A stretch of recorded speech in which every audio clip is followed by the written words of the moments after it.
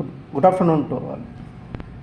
So நீங்கள் என்ன பார்க்க போகிறோம்னா mean median mode variance of a distribution. ஆக்சுவலாக நம்ம வந்து ஃபஸ்ட்டு நம்ம டிஸ்க்ரீட் ரேண்டம் வேரியபிள் பார்ப்போம். ஓகேங்களா? ரைட். ஃபஸ்ட்டு இந்த ஜென்ரலாக டெஃபினேஷன் பாருங்கள். இப்போ மீடியன் ஆஃப் எ டிஸ்ட்ரிபியூஷன், ஆக்சுவலாக நம்ம அங்கே மீன் மீடியன் மோடு நம்ம ஆக்சுவலாக அங்கே வேறு பார்த்துருப்போம். அது வந்து வேறு, அது வந்து என்னது எக்ஸ் கொடுத்துருப்பாங்க, அது கரஸ்பாண்டிங்காக ஃப்ரீக்வன்சி கொடுத்துருப்பாங்க. அது வந்து அது வேறு கான்செப்ட். சரிங்க, அங்கே உள்ள மீன் மீடியன் மோடு வேறு, இங்கே உள்ள மீன் மீடியன் மோடு வேறு. ஓகேங்களா? ஸோ அந்த ஃபார்முலா இங்கே யூஸ் பண்ண முடியாது, இந்த ஃபார்முலா அங்கே யூஸ் பண்ண முடியாது. ஸோ அது வேறு கான்செப்ட். ஸோ அங்கே வந்து ஃப்ரீக்வன்சி வந்து இன்டிஜராக இருக்கும், 1 100லாம் போகும். இங்கே வந்து ப்ராபபிலிட்டி, கரஸ்பாண்டிங் ப்ராபபிலிட்டி. ஓகேங்களா? ஸோ அதனால் அந்த இதையும் கம்பேர் பண்ணாதீங்க, அது வேறு இது வேறு. ஓகேங்களா? Right right. இப்போ மீன் மீடியன் மோடு, இப்போ மீடியன்னா அதாவது டிஸ்ட்ரிபியூஷன், நம்ம வந்து ப்ராபபிலிட்டி டிஸ்ட்ரிபியூஷனில் மீடியன் அர்த்தம்னா இல்லாட்டி x be random variable with probability function f of எக்ஸ்னு கொடுத்தாச்சு. இது கண்டினியூஸாக இருக்கலாம், கண்டினியூஸாக இருக்கலாம் அல்லது டிஸ்க்ரீட்டாக இருக்கலாம். If there is a real number m which divides the entire distribution into 2 equal parts, then m is called median of that distribution. ஆக்சுவலாக யாராச்சும் மீடியன் என்னன்னு கேட்பாங்க. பொதுவாக நீங்கள் சிபிஎஸ்சி புக்கை இதில் பொதுவாக யாராவது மீடியன் என்ன அர்த்தம்னா, ஸோ ஃபஸ்ட்டு சரி இப்போ அங்கேயே வச்சுப்போம். மீன் என்ன அர்த்தம்னா ஒரு average middle position. Okay, middle position middle value of the data is called என்னது மீன். மீடியன் என்ன அர்த்தம்னா எந்த எக்ஸ் வேல்யூ அந்த டேட்டாவை 2 ஈக்குவல் பார்ட்ஸாக ஸ்பிட் பண்ணுதோ அந்த நம்பர் தான் மீடியன். ஜென்ரலாக பொதுவாக தான் கான்செப்ட். ஸோ மீடியனாலே அந்த என்டையர் டேட்டாவை 2 ஈக்குவல் பார்ட்ஸாக பிரித்து விட்ரும். ஸோ அசெண்டிங் ஆர்டர் எழுதிட்டுங்க, டேட்டாவை அசெண்டிங் ஆர்டர் எழுதிக்கோங்க. ஸோ அதை வந்து 2 ஈக்குவல் பார்ட்ஸாக எந்த நம்பர் பிரிக்குதோ அதான் என்னது மீடியன் பொதுவாக. சரிங்களா? ஸோ அப்படி தான் நம்ம சொல்லலாம். மீடியன் வச்சு நிறைய கொஷின்ஸ் கேட்பாங்க. ரைட்டா? Medians very important. 2 ஈக்குவல் பார்ட்ஸாக எது பிரிக்குதோ அதான் மீடியன், வேறு எதுவுமே இங்கே தேவையில்லை. ரைட்டா? ரைட். இப்போ நம்ம இந்த இங்கே ப்ராபபிலிட்டி டிஸ்ட்ரிபியூஷன் என்ன பண்ணுறோம்னா, if there is a real number m such that, இதான் முக்கியமான condition, probability of x less than or equal to m, probability of x greater than or equal, ரெண்டோட ப்ராபபிலிட்டி வேல்யூவும் 0.5 விட அதிகமாக இருக்கணும். ஓகேங்களா? அப்படி இருந்துச்சுன்னா அது எம்மை வந்து இது சொல்லுவோம். ஆக்சுவலாக நம்ம இந்த இது பார்த்தீங்கன்னா ஆக்சுவலாக என்ன கர்வ்னா இது நார்மல் கர்வ்னு சொல்லுவாங்க, நார்மல் டிஸ்ட்ரிபியூஷன். ஓகேங்களா? ஸோ இது எக்ஸு, இதோட தான் அதோட probability. So total probability 1, total area வந்து 1 இருக்கும். இப்போ எக்ஸ் இந்த இடத்துல வந்து மேக்ஸிமம் ஹைட் அட்டைன் பண்ணியிருக்கோம். இப்போ இதுக்கு இங்கே ஏரியா வந்து 0.5, இதுக்கு இங்கே ஏரியா வந்து 0.5. நம்ம இதெல்லாம் படிச்சிருப்பீங்க, இந்த 95% இதெல்லாம் படிச்சிருப்பீங்க. சரிங்களா? ஸோ ஏரியா டோட்டல் ஏரியா 1, இங்கிட்டு 0.5, இங்கிட்டு 0.5. ஸோ இப்போ எந்த ஒரு ரியல் நம்பரு இதை ரெண்டு ஈக்குவல் ஏரியாவாக பிரிக்குது. ஏரியானா ப்ராபபிலிட்டி 0.5 விட அதிகமாக இருக்குது, இங்கிட்டு போடுறது. ரைட்டா? ஸோ இதான். அப்போ இந்த டேட்டா தான் இந்த ஆர்டினேட் தான் இந்த கர்வ் வந்து 2 ஈக்குவல் பார்ட்ஸாக பிரிக்குது. ஸோ இதுதான் என்னது இந்த என்டையர் டிஸ்ட்ரிபியூஷனோட மீடியன் சொல்லுவோம் கிராஃபிக்கலியாக. ஓகேங்களா? ரைட். மோடுன்னு அர்த்தம்னா எந்த பாயிண்டில் அந்த கர்வ் வந்து மேக்ஸிமம் ஹைட் அட்டைன் பண்ணியிருக்கோ அந்த பாயிண்ட் தான் மோடு. சொல்லிப்போம், mode is the value of x for which the f of x is maximum. இதான் நம்ம ஏற்கனவே கால்குலஸில் படிச்சிருப்போம், அந்த கான்செப்ட்டில் போகும். ஓகேங்களா? கால்குலஸில் கண்டினியூஸாக அந்த கால்குலஸில் ஆல்ரெடி படிச்சிருப்போம். டிஸ்க்ரீட்னா அது பார்த்தோன்னே சொல்லிடலாம். ஓகேங்களா? So mode is easy, median மட்டும் கொஞ்சம் கன்ஃபியூஷனாக இருக்கும் பாருங்கள். ரைட். அதாவது என்ன சொல்லியிருக்காங்கன்னா, என்ன சொல்லியிருக்கேன், since C, இந்த படத்தில் since C divides the distribution into 2 equal parts, இப்போ C is the median. அதே இது f of x வந்து இந்த Cயில் தான் என்னது மேக்ஸிமம் ஹைட் அட்டைன் பண்ணியிருக்கு, அதனால் C வந்து மோட்னு சொல்லியிருக்கோம். ஓகேங்களா? இன்னொரு இது பாருங்கள், ஆக்சுவலாக இது பேர் வந்து யூனிஃபார்ம் டிஸ்ட்ரிபியூஷன் சொல்லியிருப்பாங்க. So very very important. Continuous random variable இது ஒரு இம்பார்ட்டன்ட். ஏன் இம்பார்ட்டன்னா அதில் ரொம்ப சிம்பிளாக இருக்கும், ஏன்னா பிடிஎஃபே கான்ஸ்டன்ட் ஃபங்க்ஷனாக இருக்கும். அதனால் நமக்கு ஈஸியாக கொஷின் கேட்பாங்க. ரைட்டா? மற்றதில் கூட நம்ம ஒர்க்கு நிறையா இருக்கும். இது வந்து பிடிஎஃப்பில் உள்ள இது வந்து கான்ஸ்டண்ட்டாக இருக்கும். அப்போ வந்து சிம்பிளாக மீடியன் மோட்லாம் ரொம்ப ஈஸியாக இருக்கும் அதில். ரைட்டா? ரைட். இப்போ நான் பர்டிகுலராக இது ஓவர் A,Bயில் எடுத்துரும், ஓவர் 1,5 எடுக்கிறோம். அப்போ 1/B - A 5 - 1 4 வந்துடும். இப்போ இது ஒரு யூனிஃபார்ம் டிஸ்ட்ரிபியூஷனை ஃபாலோ பண்ணும். ரைட். இப்போ நான் வந்து இதை கிராஃபாக வரைஞ்சிடலாமா, 1க்கும் 5க்கும் இடையில கிராஃப் வரைஞ்சு ஃபிக்ஸடு. அப்போது 1/4 இது ஒரு ஃபிக்ஸட் கான்ஸ்டன்ட் ஆயிடுச்சு. இப்போ நான் மீடியன் கண்டுபிடிக்கணும். மீடியன் என்ன அர்த்தம்? இந்த என்டையர் டேட்டாவை எந்த பாயிண்ட் ரெண்டு ஈக்குவல் பார்ட்ஸாக பிரிக்குதுன்னு பார்க்கணும். 3 தானே, 3 தான் ஈக்குவல் பார்ட்ஸாக பிரிக்கும். 1 + 5 ரைட். அதனால் 3 தான் மீடியன். மோடு என்னென்னா எல்லா பாயிண்ட்லேயும் எனது இந்த ஃபங்க்ஷன் வந்து மேக்ஸிமம் ஹைட் அட்டைன் பண்ணியிருக்கு. ஸோ எல்லா பாயிண்ட்லேயும் எனக்கு இந்த கர்வ் வந்து மேக்ஸிமம் ஹைட்டை அட்டைன் பண்ணியிருக்கு. ஓகேங்களா? அப்போது என்ன அர்த்தம்னா இதில் உள்ள எல்லா பாயிண்ட்டுமே என்னது மோடுன்னு சொல்லியிருப்போம். Every point in 1,5 is mode. ஓகேங்களா? கிராஃபிக்கலியாக அப்படி தான் அப்ரோச் பண்ணுறோம். ஓகேங்களா? புரிஞ்சது தான் உங்களுக்கு? மீடியன் மோட்னா புரிஞ்சுக்கலாம். ரைட். இப்போ இதை வச்சு சம் ப்ராப்ளம்ஸ் இது பாருங்கள். என்னென்னு பாருங்கள். இப்போ ஃபஸ்ட்டு டிஸ்க்ரீட் ரேண்டம் வேரியபிள் வச்சு மீடியன் மோட்லாம் கண்டுபிடிக்க போகிறோம். இப்போ எக்ஸ் கொடுத்தாச்சு. இது பிஎம்எஃப் மோடு கேட்டிருக்காங்க. ஸோ மோடு மீடியன் தான் நீங்கள் படிக்காத கான்செப்டாக இருக்கும். ஆக்சுவலாக நீங்கள் கண்டினியூஸில் கூட போட்டிருப்பீங்க. டிஸ்க்ரீட்டில் இது வரைக்கும் எந்த புக்லேயும் பார்த்துருக்க மாட்டீங்க. டிஸ்க்ரீட்டில் மீடியனோ மோடோ இது வரைக்கும் பார்த்துருக்க மாட்டீங்க. கண்டினியூஸில் மட்டும் தான் கொடுத்துருப்பாங்க. சரிங்களா? சரி பாருங்கள், தெரிஞ்சு வச்சுக்கோங்க. ஆக்சுவலாக என்னென்னா மோடு ஈஸி. மோடுன்னு நடத்தோம்னா மோடுன்னு நடத்தோம்னா இந்த ப்ராபபிலிட்டிஸ் இருக்குங்களா, இதில் எது மேக்ஸிமம் ப்ராபபிலிட்டியாக இருக்கோ அதோட கரஸ்பாண்டிங் எக்ஸ் தான் என்னதுன்னா மோடு. இப்போ probability of maximum probability of x equal x varies from 0, 1 to 3. அப்போ இதில் மேக்ஸிமம் என்ன வரும்? 0.41 தான் மேக்ஸிமம். இது என்ன பாயிண்டில் அட்டைன் பண்ணியிருக்குன்னா 2ல். அப்போ 2 தான் என்னது mode. Mode is very simple. ஓகேங்களா? மோடு வந்து ரொம்ப ஈஸியாக இருக்குது. மீடியன் தான் கொஞ்சம் பார்க்கலாம். மீடியன்னா அந்த டெஃபினேஷனை ஃபாலோ பண்ணுவோம். மீடியன்னா இங்கே பாருங்கள், எக்ஸ் கொடுத்துருக்காங்க. நான் என்ன செய்யணும்? Probability of x less than or equal x கண்டுபிடிக்கணும். அப்போ கரஸ்பாண்டிங் 0க்கு கரஸ்பாண்டிங்காக இந்த இதுக்கு கொடுக்கும்போது 0.06. அடுத்து என்ன செய்வோம்? இது ரெண்டையும் ஆட் பண்ணி போடுவோமா? 0.31. அது X less than or equal 2ங்கும்போது இது 3 ஆட் பண்ணுற மாதிரி வரும். அதை ஆட் பண்ணி போட்டுருவோம். X less than or equal 3 இது 4 ஆட் பண்ணுற மாதிரி இருக்கும். 1 வந்துடும். ரைட்டா? அப்போ probability x less than or equal X கண்டுபிடிச்சாச்சு.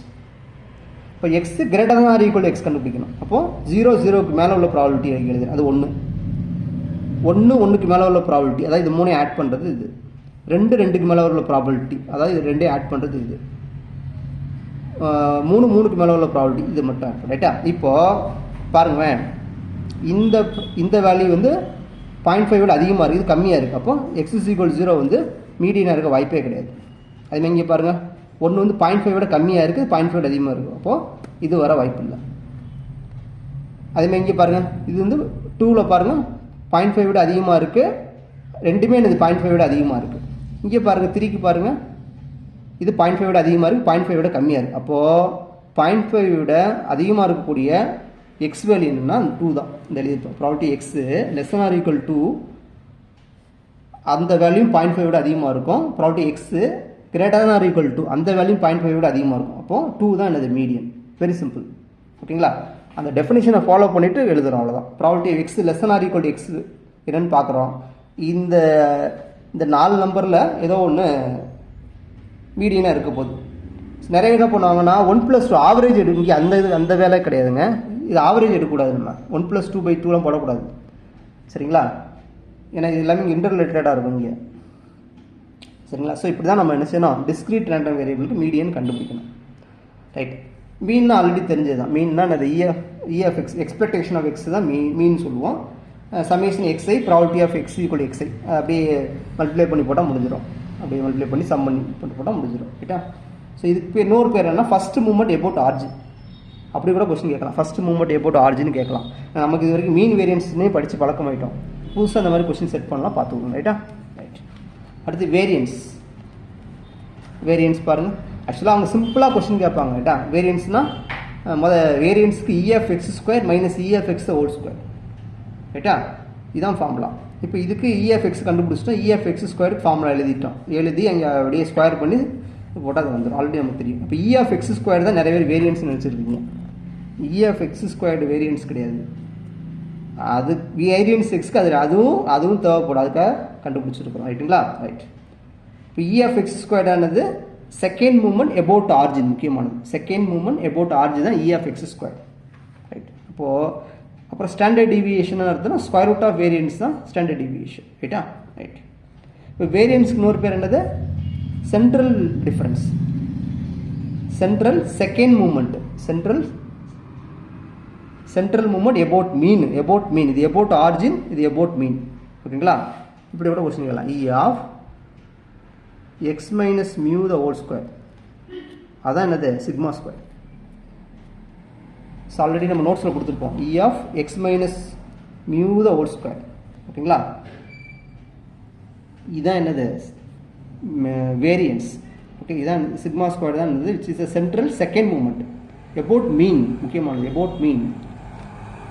ரைட்டா? அதாவது நமக்கு என்ன மூவ்மெண்ட் இருக்குன்னா, ஃபர்ஸ்ட் மூவ்மெண்ட் about ஆரிஜின் இருக்குது, செகண்ட் மூவ்மெண்ட் about ஆரிஜின் இருக்குது, தேர்டு மூவ்மெண்ட் about ஆரிஜின் இருக்குது, அடுத்து first movement about mean, second movement about mean, third movement about mean இருக்குது. ரைட்டா? ஸோ கொஞ்சம் நல்லா பார்த்து வச்சுக்கோங்க. ரைட்டா? அப்புறம் இது ஒரு இம்பார்ட்டன்ட் கொஸ்டின். இந்த இதில் தான் இன்னொரு கொஸ்டின் ஈஸியாக கேட்பாங்க. ஆக்சுவலாக இப்போ இஎஃப்எக்ஸ் அது இப்படி கேட்க மாட்டாங்க, இஎஃப்எக்ஸ் கொடுத்துருவாங்க கொஸ்டின். இப்போ இஎஃப்எக்ஸ் 1.91 கொடுத்துட்டு இ ஆஃப் 3x + 2 என்னன்னு கேட்பாங்க. அப்போ என்ன பண்ணலாம், நமக்கு தெரியும்ல, இ ஆஃப் என்ன ப்ராப்பர்ட்டி தெரியும், இ ஆஃப் கான்ஸ்டன்ட் வந்து constant, E of a x plus b எப்படி எழுதிக்கலாம்னா a into E of x plus சின்னு எழுதிக்கலாம். அப்புறம் முக்கியமானது variance of a x plus or minus b. கான்ஸ்டன்ட்டுக்கு வேரியன்ஸ் வந்து 0, கான்ஸ்டன்ட் ஆஃப் வேரியன்ஸ் வந்து 0. ரைட்டா? இப்போ இது என்ன வரும்னா, இந்த எக்ஸோட கோஎஃபிஷியண்ட்டை அப்படியே எழுதி இந்த ஹோல் ஸ்கொயர் போட்டுக்கணும். ரைட்டா? அப்புறம் வேரியன்ஸ் எக்ஸ் இங்கே என்ன வந்தாலும் 0 தான் வரப்போகுது. ஓகேங்களா? ஸோ இது முக்கியமானது. ஏக்கு முன்னாடி அதாவது இந்த எக்ஸோட கோஎஃபிஷியன்ட் என்ன வருதோ அப்படியே ஸ்கொயர் பண்ணுங்க. பாசிட்டிவ் வந்தாலும் சரி, நெகட்டிவ் வந்தாலும் சரி தான். ரைட்டா? அது முக்கியமானது. ஓகே, ஸோ அதை வச்சு ப்ராப்ளம் பாருங்கள். இப்போ இஎஃப் இது கேட்டிருக்காங்க, இது அப்படியே நம்ம அந்த ப்ராப்பர்ட்டி யூஸ் பண்ணி எழுதிடலாம். இஎஃப்எக்ஸ் வேல்யூ தெரியும், கொடுத்துடலாம், முடிஞ்சது. E of 2x 2 E of x minus 5, இதுதான் உங்கள் கொஞ்சம் நல்லா பார்க்கணும், முக்கியமானது. ரைட்டா? ஸோ அப்போது என்ன சொல்லியிருக்கேன்னா, எக்ஸோட கோஎஃபிஷியன்ட்டை ஸ்கொயர் பண்ணி வேரியன்ஸ் எக்ஸ்னு எழுத சொன்னேன் 4. ரைட்டா? இங்கே பாருங்கள், நிறைய பேர் என்ன பண்ணுவாங்கன்னா -9 அப்படிலாம் கிடையாது. ரைட்டா? Variance cannot be negative. இப்போது இது 0 ஆயிடுச்சு, இதுக்கு வேரியன்ஸ் 0, இது அப்படியே -3 the whole square வேரியன்ஸ் எக்ஸ்னு போகிறப்போ 9 வேரியன்ஸ் எக்ஸ்னு வரும். அதே மாதிரி இங்கே இது 0 ஆயிரும், plus -2 the whole square variance X, இப்போ 4 வேரியன்ஸ் எக்ஸ்னு வரும். ஓகேங்களா? ரைட். ஸோ இதில் லாஸ்ட் கான்செப்ட் பாருங்கள். இப்போ மோட் மீடியன் பாருங்கள், இது உங்களுக்கு புரியுதுக்காக எழுதியிருக்கிறேன். இப்போ எக்ஸ் கொடுத்தாச்சு, அது கரஸ்பாண்டிங் ப்ராபபிலிட்டிஸ் கொடுத்துட்டாங்க. இது ஒரு பிஎம்எஃப் மோடு மீடியன் கேட்டிருக்காங்க. இப்போது மோடுங்கிறது ஈஸி. என்ன பாருங்கள், எது அதிகமாக ஃப்ரீக்வன்சி மேக்ஸிமம் ஃப்ரீக்வன்சி எதில் அட்டைன் ஆகிருக்குன்னா 6ல். இப்போ 6 தான் மோட். மீடியன் பார்க்கும்போது இப்போ எக்ஸு, இது ஃபஸ்ட்டு எக்ஸ் எழுதிக்குவோம். அப்புறம் property x less than or equal to x. Okay, இது இப்போ 0.2 வரும். இப்போ இது 2 ஆட் பண்ணுறது அடுத்து வரும், இது 3 ஆட் பண்ணுறது அடுத்து வரும், 4 ஆட் பண்ணுறது இங்கே வரும், அடுத்து வரும். எக்ஸ் கிரேட்டர் than ஆர் ஈக்குவல்னா ஒன்றுனா இது இதுக்கு மேலே ஃபுல்லாக ஒன்று வந்துடும். இப்போ இது இதுக்கு மேலே, இது இதுக்கு மேலே, இது இதுக்கு மேலே எழுதியாச்சு. இப்போ நம்ம என்ன சொன்னோம்னா ப்ராபபிலிட்டி ரெண்டுமே என்னது, இப்போ இது ரெண்டுமே 0.5 விட அதிகமாக இருக்கணும். இது 0.5 விட அதிகமாக இல்லை, அப்போ அதனால் இது வரவே வராது. இப்போ இது 0.5 விட ரெண்டுமே அதிகமாக இருக்குது, இது வரல, இது வரல. அப்போது மீடியன் என்னது 6 தான் மீடியன்.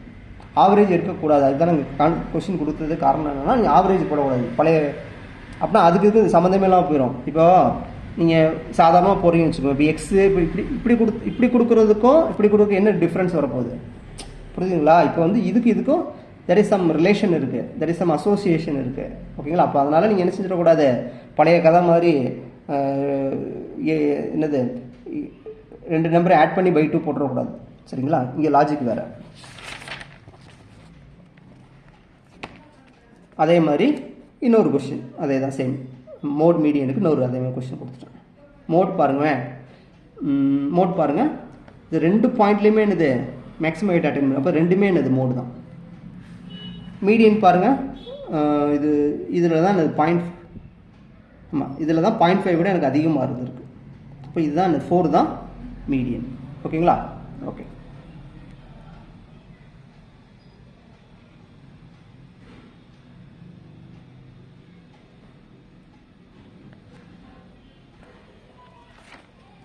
நெக்ஸ்ட் கொஸ்டின் பாருங்கள்.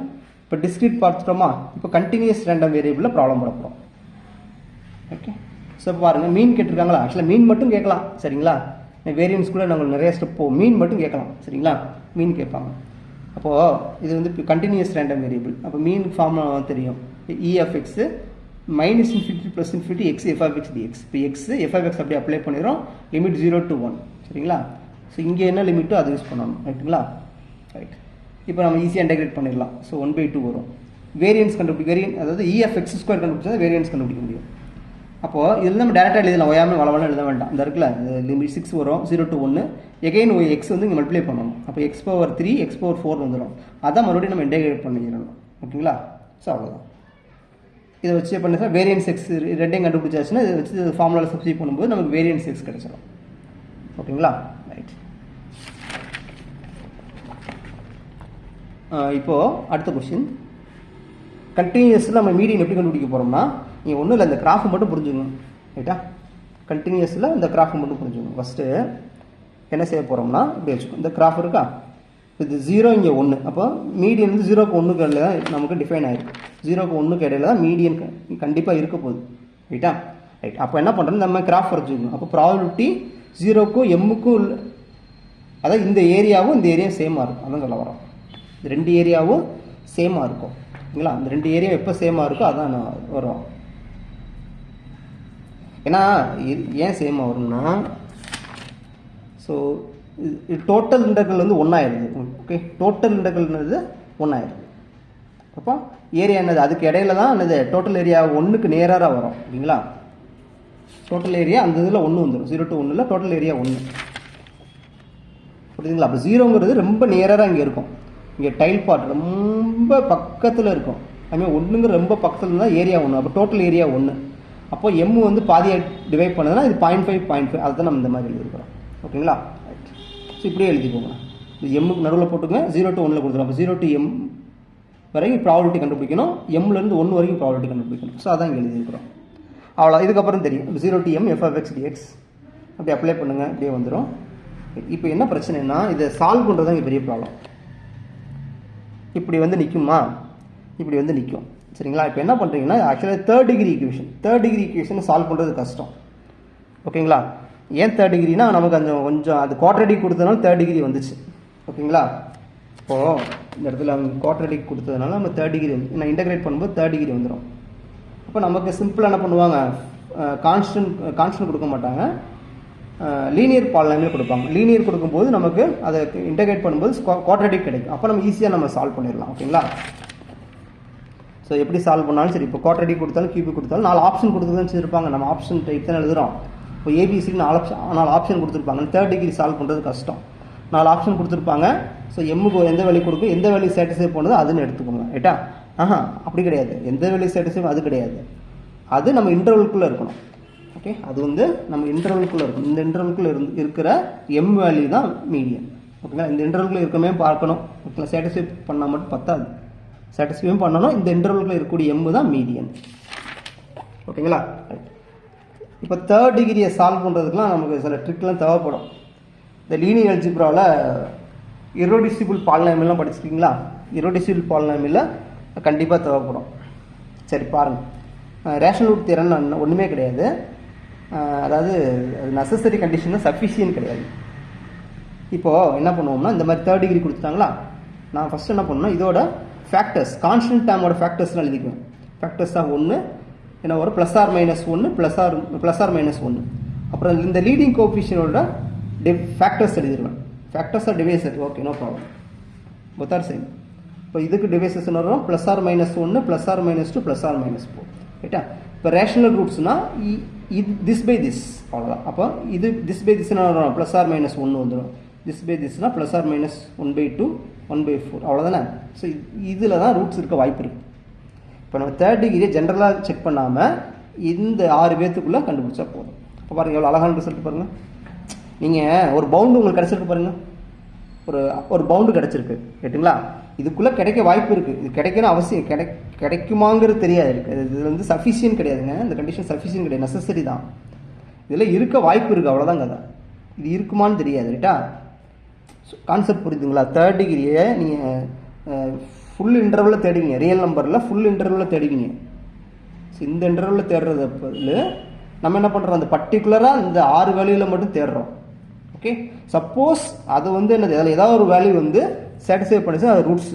இப்போ அதை வச்சு என்ன பண்ணலாம், லாங் டிவிஷன் போட்டு லீனியரை அந்த தேர்ட் டிகிரியை டிவைட் பண்ணும்போது கோஷியன் குவாட்ரேட்டிக் கிடச்சி அதை சால்வ் பண்ணி மிச்சம் 2 ரூட்டை கண்டுபிடிச்சிடலாம். ஓகேங்களா. இது வந்து செக் பண்ணுறதுக்காக மட்டும்தான். ஓகேங்களா, புரிஞ்சுக்கிறீங்கன்னு நினைக்கிறேன். ரைட். இப்போ வந்து 1/2 சாட்டிஸ்ஃபை பண்ணியிருக்கு. அப்போது 1/2 வந்து இதுக்கு வந்து ரூட் 1/2 சாட்டிஸ்ஃபை பண்ணியிருக்கு. அதேமாதிரி இந்த 2 வேல்யூயும் சாட்டிஸ்ஃபை பண்ணியிருக்கு. இந்த 2 வேல்யூயும் 0 to 1 இருக்காது. இப்போ 1 + √3/2 ஒன்றை தாண்டிடும். 1 - √3/2 நெகட்டிவ் வேல்யூ ஆயிரும். அதனால் இந்த 2 வேல்யூ இந்த இன்டர்வல் இருக்காது, இந்த வேல்யூ மட்டும் இந்த இன்டர்வல் இருக்கிறதுனால இது வந்து மீடியன் நம்ம கன்க்ளூஷனுக்கு வந்துடுறோம். ஓகேங்களா. ஸோ இவ்வளோ பெருசாக கேட்க மாட்டாங்க. ஒன்று சிம்பிளாக கேட்பாங்க, இல்லைன்னா ஆப்ஷன் கொடுத்துருப்பாங்க எம் வேல்யூ மீடியனுக்கு. அதை வச்சு நம்ம என்ன செய்யலாம், ஈஸியாக ஆன்சர் பண்ணிடலாம். அடுத்து பாருங்கள், மோட் பாருங்கள். மோடுக்கு நம்ம என்ன ஆக்சுவலாக நம்ம கால்குலஸில் படிச்சிருப்போம் +2ல். பாருங்கள், மோடுக்கு என்ன பண்ணணும்னா f(x) லோக்கல் மேக்ஸிமா மினிமா படிச்சிருப்போம். அதே தான் f(x) f' கண்டுபிடிக்கிறோம், f" கண்டுபிடிக்கிறோம். Maximum minima first double dash, first derivative 0ன்னு எடுத்துக்கிறோம். எக்ஸ் வேல்யூ கிடச்சிருக்கு. இது செகண்ட் டெரிவேட்டிவ் சப்ஸ்டிட் பண்ணுறோம். பாசிட்டிவ் வந்தால் மினிமோ, நெகட்டிவ் வந்தால் மேக்ஸிமம். ஸோ மேக்ஸிமம் வேல்யூ கிடச்சிருக்கு. அப்போது அதான மோடு.